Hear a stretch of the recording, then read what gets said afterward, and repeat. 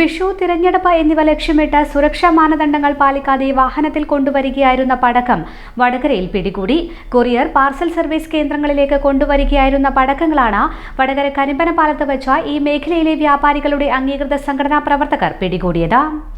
ആവശ്യക്കാർ online purchase ചെയ്യുന്ന പടക്കങ്ങളാണ് ഇത്തരത്തിൽ എത്തിക്കുന്നത്. ശിവകാശിയിൽ നിന്നും വരുന്ന പടക്കങ്ങൾ യാതൊരു സുരക്ഷാ മാനദണ്ഡങ്ങളും പാലിക്കാതെ വാഹനങ്ങളിൽ കൊറിയർ കേന്ദ്രങ്ങളിൽ എത്തുകയാണ് ചെയ്യുന്നത്. പടക്കങ്ങൾ ഓൺലൈൻ പർച്ചേസ് ചെയ്യുന്നത് കോടതി നിരോധിച്ചതാണെന്ന് fire workers merchants association FMA ഭാരവാഹികൾ പറഞ്ഞു.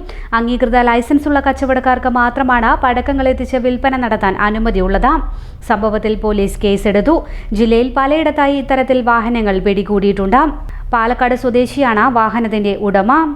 സുപ്രീം കോടതി വിധി അനുസരിച്ച് ഇ-കൊമേഴ്സ് പ്ലാറ്റ്ഫോമുകളിൽ പടക്ക വിൽപ്പന നിരോധിച്ചിട്ടുണ്ട്.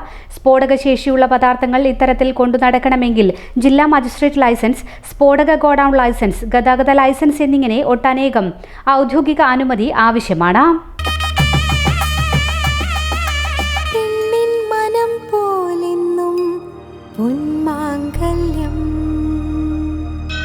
Bobby Chamanur International Jewelers.